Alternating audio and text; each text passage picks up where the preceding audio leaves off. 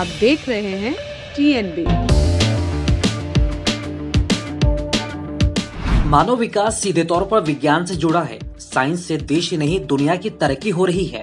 अब तो modern science ने सब कुछ मुमकिन कर दिया है। यूँ कहिए कि मॉडर्न साइंस आज समय की मांग भी है और लोगों की जरूरत भी। विज्ञान के क्षेत्र ने आज इतना तरक्की कर ली है कि इंसान की हर जरूरत को वो पूरा कर रही है। और आज के समय में तो विज्ञान को ही चमत्कार कहा जाता है और यह चमत्कार असंभव से कुछ कम नहीं होते। कुछ ऐसा ही चमत्कार हुआ है आइसलैंड के एक शख्स के साथ, जिसके दोनों हाथ को उसके शरीर से जोड़कर जीने का एक नया वरदान दिया गया।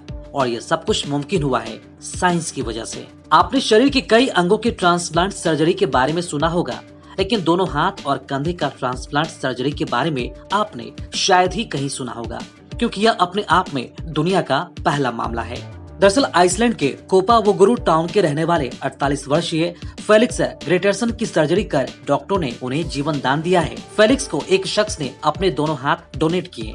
दुनिया में यह पहला मामला है जिसमें शख्स के दोनों हाथ ट्रांसप्लांट किए गए हैं।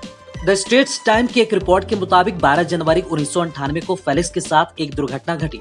फेलिक्स बिजली का कुछ काम कर रहे थे और तभी उन्हें जोरदार करंट का झटका लगा, जिसके बाद उनके दोनों हाथ जल गए। करंट लगने के बाद तो 3 महीने तक फेलिक्स कोमा में चले गए। डॉक्टर्स ने 54 ऑपरेशन कर फेलिक्स को दोनों जल चुके हाथों को हटा दिया। उनका लीवर ट्रांसप्लांट भी किया गया। कोमा से बाहर आने के बाद अपनी हालत देखकर फेलिक्स शॉक में चले गए। साल 2007 में फेलिक्स ने टीवी पर एक विज्ञापन देखा जिसमें यूनिवर्सिटी ऑफ आइसलैंड के प्रोफेसर डॉक्टर जीन माइकल डोबरनाट का लेक्चर चल रहा था। प्रोफेसर पहली बार 1998 में हाथ ट्रांसप्लांट करने को लेकर चर्चा में आए थे। फेलिक्स ने उनसे अपने हाथ ट्रांसप्लांट को लेकर बातचीत की। फेलिक्स ने अपनी सर्जरी के लिए कैंपेन चलाकर फंड इकट्ठा किया।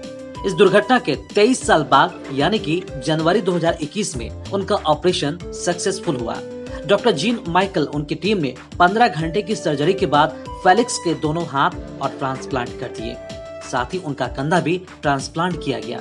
मार्च में उन्हें रिहैबिलिटेशन सेंटर भेजा गया था। फेलिक्स कहते हैं कि वो अब ठीक हैं। वो अपनी कोहनी को पानी में मूव कर सकते हैं। डॉक्टरों का कहना है कि दाएं हाथ के काम करने की संभावनाएं बाएं हाथ की तुलना में बेहतर है, जिसके लिए पूरा कंधा ट्रांसप्लांट किया गया।